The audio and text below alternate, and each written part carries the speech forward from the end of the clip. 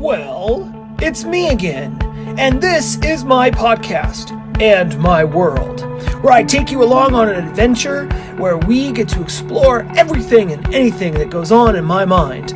Oh boy, is it random, is it crazy, it's nuts, it's all over the place. So grab yourself a cup of coffee and let's have a good time.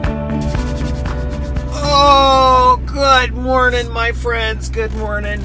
I'm looking at podcast number 26, and it's January 26th as well. So that means I've put a podcast out there.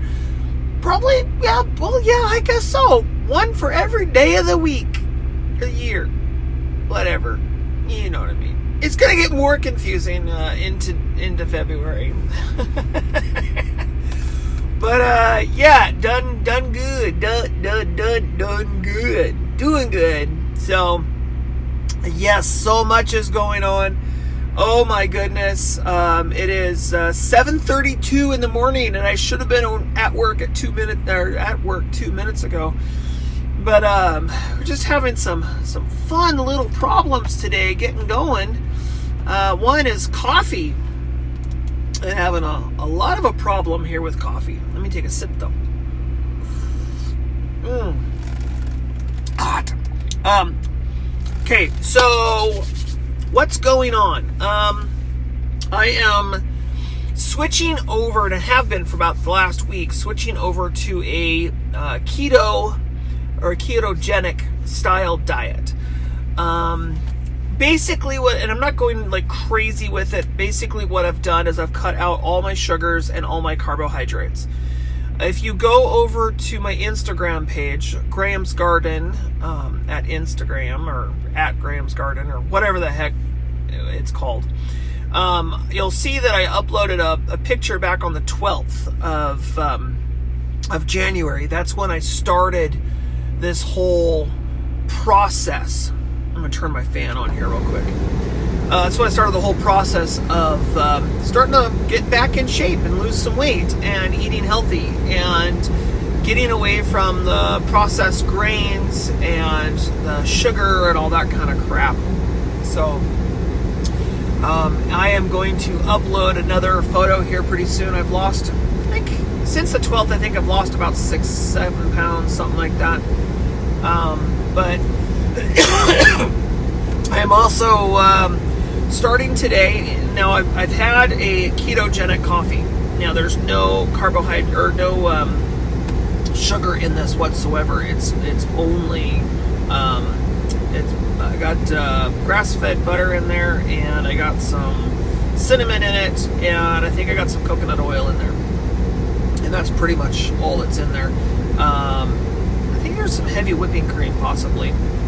But I'm going to start a water fast, and I'm kind of excited. I'm going to be drinking a gallon of distilled water, probably for the next 3 days. But if I can go 5, I'll be really happy. But next 3 days, I've done this on and off a few times over the past year or so, and I love the results that I get from it. It's amazing. I always feel better, cleaner, and I have more energy. And my pain, I have fibromyalgia pretty bad, and my pain goes away. Come the third day, I'm no longer in pain, and I like that a lot. Not being in pain is definitely a wonderful thing. But all right, so last podcast was supposed to be about Amazon and big businesses and stuff, and I didn't get to talk about it because my podcast recorder just decided to stop recording all of a sudden. I'm hoping that doesn't happen today, because that'd be like the 4th time it's done that, and if it happens again in the next 2 weeks, I swear I'm going to get me a new freaking way to do my podcast. Because it's frustrating. I spend a lot of my energy doing that, you know. But so what I want to talk about today is Amazon, and not so much Amazon, but what Amazon stands for and that kind of thing. I'm going to straight up tell you, I'm addicted. I love shopping on Amazon. I love finding the good deals and the bargains. and I love getting the free shipping, which isn't really free. I mean, nothing is free in our world. Literally nothing. There's always a catch. There's always something attached to it, even if it's good feelings. There's always something. But here's my issue. If you go back a ways, probably say about 96, 97. That's 1996 or 1997 for all those young people. I know a lot of young people probably weren't even born yet. And so there was a big deal with Walmart coming into towns and taking over everything and pretty much demolishing towns. Walmart was starting to really expand especially into our area too, here in the Inland Northwest and stuff. And they were putting people out of business, and it was a real scare. A lot of people really didn't want Walmart to come in at all. It was bad. It was intense. Walmart brings in jobs, but it also destroys small businesses because, well, they outbuy them. They outsell them. I mean, if you can buy, let's say, a DVD. If you can buy a DVD in bulk and save money buying it, so let's say I buy 500,000 DVDs and I'm paying $8 a piece for them, but I can sell them for $12. But the guy down the road, he can only buy 50 of them, and so he's got to buy them at $12, for instance. He has to make a profit, so he ends up selling them for 14 or 15. So then Walmart has the lower price, so everybody goes to Walmart because they want to save their money. Money is very important in this day and age. I mean, you work hard for your money, most people anyways. And why spend 15 when you can spend 12? Well, unfortunately, they were spending 12 instead of 15. A lot of businesses went under. A lot. Hastings, for instance, is one that we have up here. They went under. I believe Radio Shack just went under. Circuit City went under. There's a bunch of companies that just went under, and there's more to come. And it's kind of like when Redbox came on the scene. Redbox came on, Netflix came on. You used to be able to get Netflix DVDs through the mail, and all these companies that were around for a long time. Premiere Video and Hollywood Video and Blockbuster and all these video stores, they couldn't compete. You just couldn't. They couldn't keep up with it. They couldn't compete. They didn't have the platform to be able to do it. They didn't have the funds to be able to do it. They had to fold. Most of them filed bankruptcy and they just went under. And my fear is that Amazon is going to do that, and if it's not already doing that. Got to really push shop local. If you really want small mom and pop businesses to be around, we have to shop at their locations. Yes, you're paying usually a higher cost, but it is definitely more important than letting one great big company. Yeah, they give good deals and stuff, and I'm not saying stop buying from them altogether, but make sure that you're always supporting the local guy. Because if we only buy, all of our Christmas stuff and all of our this and all of our that from Amazon, then, because now they're doing the pantry thing. I mean, they sell anything and everything. I mean, you could probably buy I haven't tried, but I bet you could probably buy an automobile or something from them. Or a house. I mean, stuff, it's coming. They're going to take over the whole freaking thing if they can.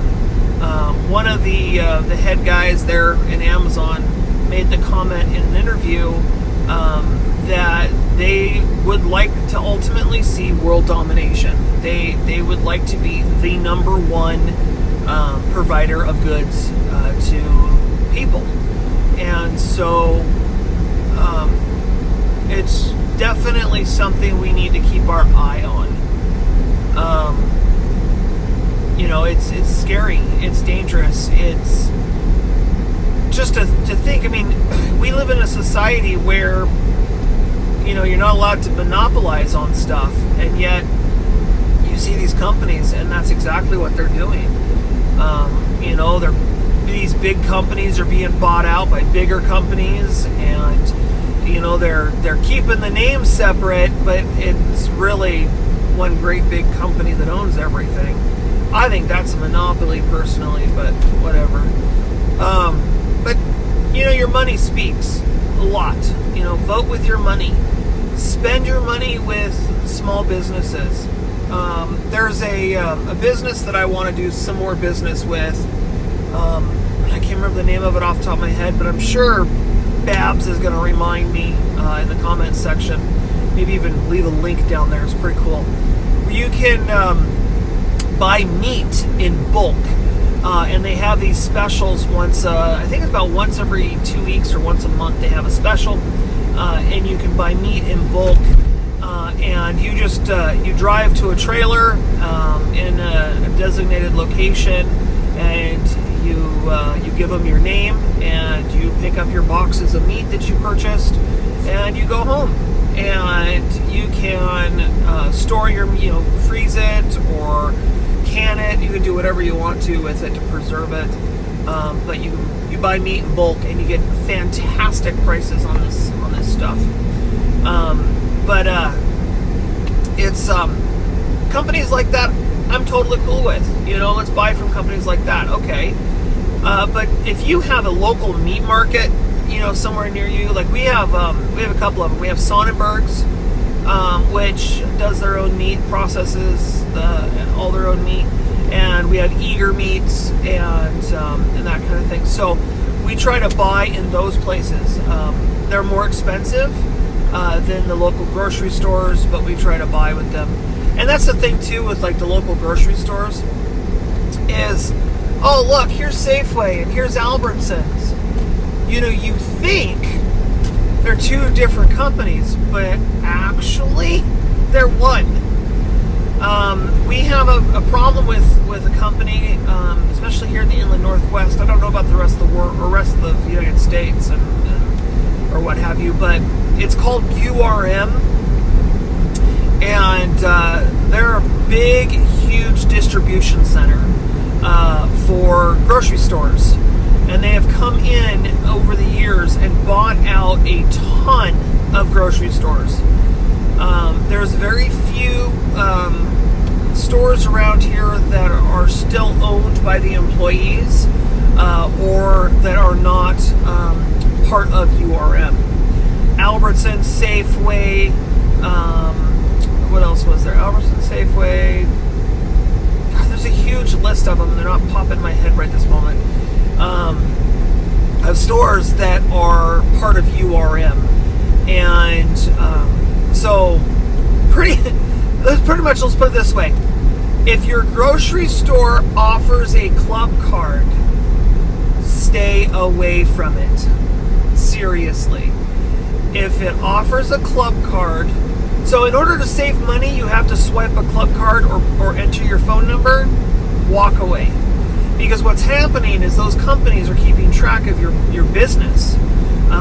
They actually keep they keep the data, and they sell it to third parties.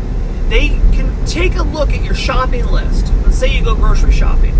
They can take a look at your shopping list, and they know every single thing about your family. They know what time of the month you're on your period. They know how many people are in the family. They know the age. They know everything there is. They even know if you're having intercourse with safety, or if you're trying to get pregnant. Because a lot of these are also attached to a pharmacy. Yeah.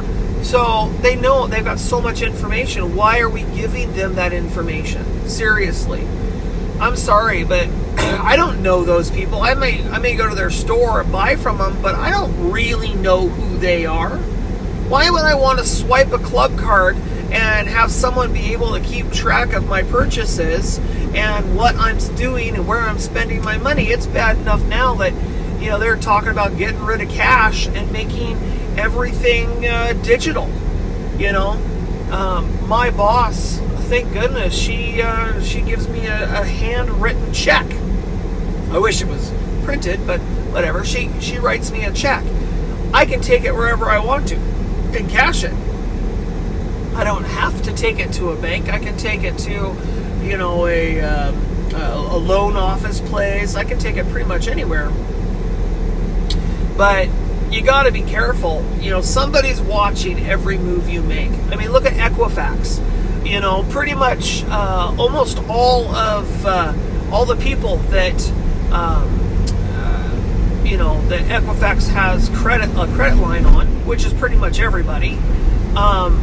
They all their information got stolen. Equifax lost, you know, so much information on, like, I want to say it's like 500 million people or something like that. They didn't really, I mean, they announced it, but not really. I mean, they try to keep stuff like that, you know, under wraps. But with the technology and stuff, why give people and predators more information than they need? You know, it's like buying online. Be careful when you buy online, because your credit card information is floating around out there now. You know, if you're going to buy online, the best way to do it, go get a prepaid gift card from like Walmart or someplace. Put the money on that you plan on using, and then use that prepaid gift card, and you can get a Visa or a MasterCard gift card, and shop online with it. And I mean, as long as they got a number, they get money, they don't care. You know, they're not going to be too distraught, and you can reload them. I personally would rather do that, because your name is not attached to that gift card. You know, so if you choose to do that, and then let's say you use a pseudonym, I think that's the word I'm looking for. Get a post office box, or better yet, get a mailbox in a shipping center where you have not a PO box, but you have a box number, and on your Amazon or whatever you happen to ship with, put the address of your mailbox, and when it says what number, what suite, whatever, put in there apartment, or just put, like, you know, the hashtag, the number sign, and then your number. And when you go to do Amazon, you know, get yourself a fake email address. Make up an email address that you only use for shopping online with, okay? And use that to set up your account, and you use a fake name. They're not going to double check anything. They're not going to care. So you go in there and you use a fake name, and you use an email address that's, you know, got your fake name attached to it, and use your debit card, or your not debit card, your gift card, and do your purchases that way. They can't track you. And your mailbox center place where you go, see if they'll put your fake name on the mailbox. You know, just find a small local mom and pop place and say, hey, would you mind putting my name on that box? Or say, okay, I've got mail coming to this person lives with me. I know my mailbox place, they didn't ask for a physical address. So, you know, maybe you get lucky, maybe give them a friend's physical address. But what I'm saying is, be careful out there. It's dangerous. You know, you never know who's got your information, and the harder it is for them to track you, the better. Especially with the world we're coming into these days. And I'm not suggesting breaking the law or anything like that. I'm just suggesting be mindful of who you give your information to. You know, places like Amazon and that kind of stuff, I'm going to tell you something. The reason you're getting a good deal, there's two of them. Well, I guess there's three. Amazon, you have Prime, and so they charge you every year for Prime. Then they buy in bulk. Then they sell your information to other entities so they can send you crap in the mail or whatever. And so, but anyways, I'm coming to the end of my show today. This is not good. I can keep talking. Y'all have yourselves a fantastic rest of your day, and I look forward to seeing you next time. So, until then, I love you so very, very, very, very, very much. And bye for now. This has been a Graham's World broadcast brought to you directly from Graham's mind. So stay tuned because there's more to come.